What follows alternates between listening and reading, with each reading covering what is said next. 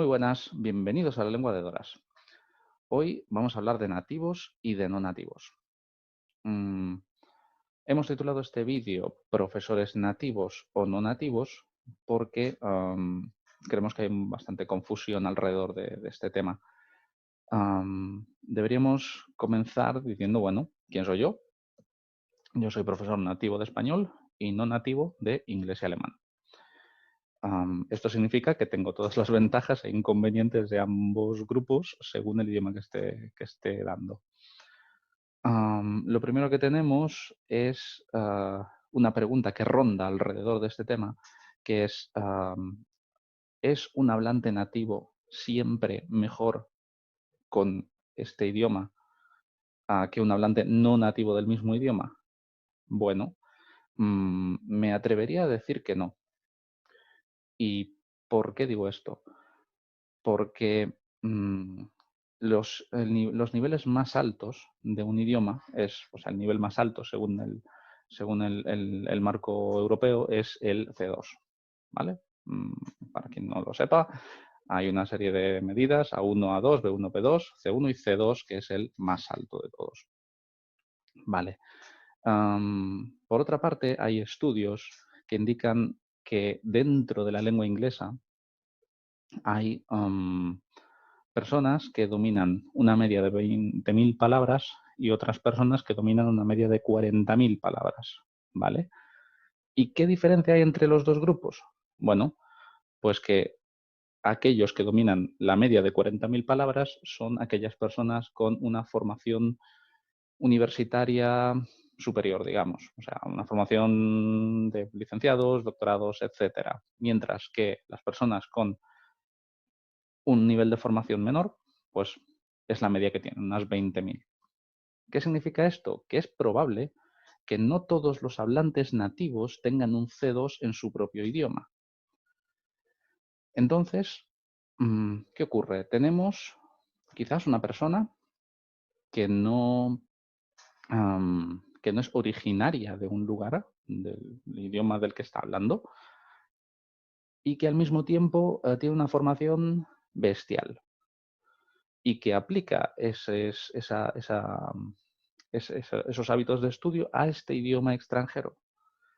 Lo más probable es que acabe teniendo un nivel de vocabulario más cercano a las 40.000 palabras que a las 20.000.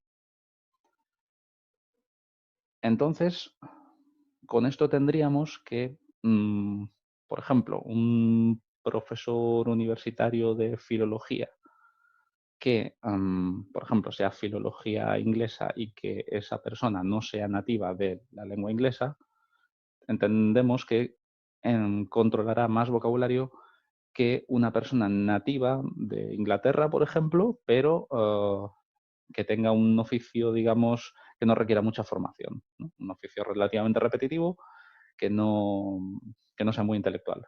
Esto se da. ¿Qué ocurre? Entonces, ¿cuál es la diferencia? Si no es la perfección del idioma, en términos de vocabulario por lo menos, am, yo veo una diferencia bastante clara en que la persona nativa va a tener toda la idiosincrasia y mm, todas las referencias culturales y va a responder a estas referencias culturales y va a estar prácticamente viviendo en esa cultura, o sea, con todas las características de esa cultura que esa cultura implique. Una persona no nativa no tiene por qué. O sea, una persona que sea, por ejemplo, de España y estudie inglés y llegue a un nivel altísimo, no va a tener pensamientos, por ejemplo, típicos ingleses, típicos de haber crecido en la cultura inglesa, porque va a tener los suyos de su lugar de origen, probablemente tenga una mezcla incluso. Es muy, es un ámbito complicado, porque va a dejar de ser influenciable únicamente por la cultura hispana, pero tampoco va a dejarla atrás. Entonces va a ser una cosa mezclada, diría yo, y más tirando hacia lo hispano. Por otra parte, una persona inglesa va a tener todos los referencias y elementos culturales de la cultura inglesa, por ejemplo. Ahora bien, ¿Es esto, ¿Es esto lo más importante? Bueno, si vamos a estudiar un idioma y tenemos que escoger un profesor, quizás lo más importante sea el dominio de la lengua. El dominio de la lengua y las aptitudes para transmitir esos conocimientos. Entonces, esto nos lleva otra vez al tema de escoger profesor, siendo un nativo o un no nativo. ¿Qué es lo que dicen los estudios? Bueno, hemos visto un par de estudios, se hacían referencia a profesores de inglés en lugares de Asia y reflejaban exactamente esta realidad. Decían que profesores nativos como no nativos tendían a evaluar a los alumnos de una forma equivalente y que los niveles prácticamente de rendimiento, los niveles de calidad de la clase, etcétera, eran prácticamente los mismos. ¿Dónde se encontraban las diferencias? Las diferencias estaban más que nada en elementos culturales. Por ejemplo, los, los nativos de lengua inglesa, creo que eran de Estados Unidos en concreto, trataban a sus alumnos de una forma más informal que los nativos de estos lugares de Asia. Esto se puede explicar por cuestiones culturales, porque en Asia la distancia con el profesor tiende a ser mayor. Entonces, pues a los profesores asiáticos los trataban de, por ejemplo, señor y el apellido, y a los profesores estadounidenses por el nombre de pila. También existía una tendencia a que a los profesores estadounidenses a entablar conversaciones más allá de cuestiones de clase. Eso también se puede explicar por cuestiones culturales, ¿no? Bueno, que si cosas que se consideran adecuadas o no adecuadas en cada lugar. Ahora bien, no había prácticamente referencias en estos estudios a cuestiones de rendimiento, cuestiones no sé, de conocimiento de la lengua por parte de los no nativos, de conocimiento de la pedagogía por parte de los nativos, etcétera. Entonces, bueno, esto es un poco un reflejo de lo que son las principales ideas a nivel bueno, de investigación, ¿no? Entonces, ¿cómo nos afecta a nosotros y cómo escogemos un profesor? Bueno, por una parte los nativos tienen esa cuestión cultural, por otra parte quizás sea más fácil lidiar con una persona de nuestro entorno, o sea, habrá menos malentendidos en el hipotético de que el nativo no esté del todo, no conozca del todo bueno, los parámetros de la cultura en la que está. Lo que ocurre es que mm, existe una tendencia a evaluar a los no nativos como peores profesores. ¿Qué opino yo? Yo creo que es simplemente intentar controlar la calidad de la clase antes de que comience. ¿Por qué?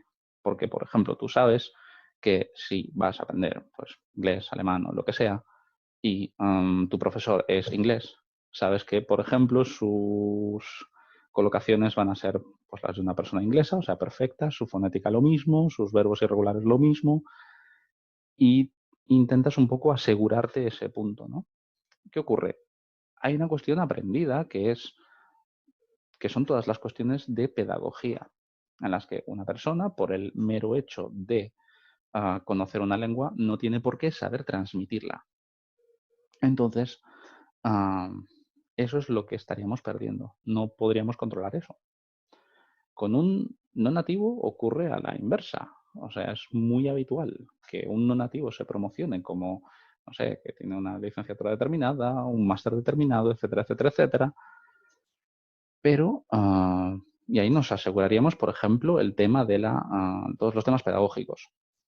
Ahora bien, no conocemos un poco no sé, podemos sospechar de su calidad a la hora de su fonética, por ejemplo, que es lo más habitual, y podemos sospechar de sus conocimientos, ¿no?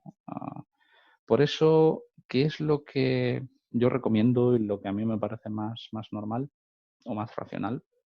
Creo que lo más racional es buscar una persona con una formación determinada.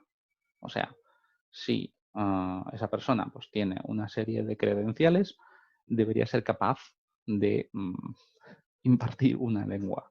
Ahora bien, otra cosa es, y a partir de ahí, pues elegís quién, yo qué sé, quién os parece mejor, quién os cae mejor, con qué tipo de profesor estáis más cómodos. Pero por una parte, uno no tiene que ser peor que el otro y de hecho muchas veces es bastante práctico tener una serie de conocimientos culturales que nos indiquen cómo trasvasar unas ideas de un punto a otro. ¿Vale? Muy bien. Pues hasta aquí el vídeo de hoy. Os dejo los estudios abajo en la descripción y si tenéis alguna pregunta me la dejáis aquí. ¿Vale?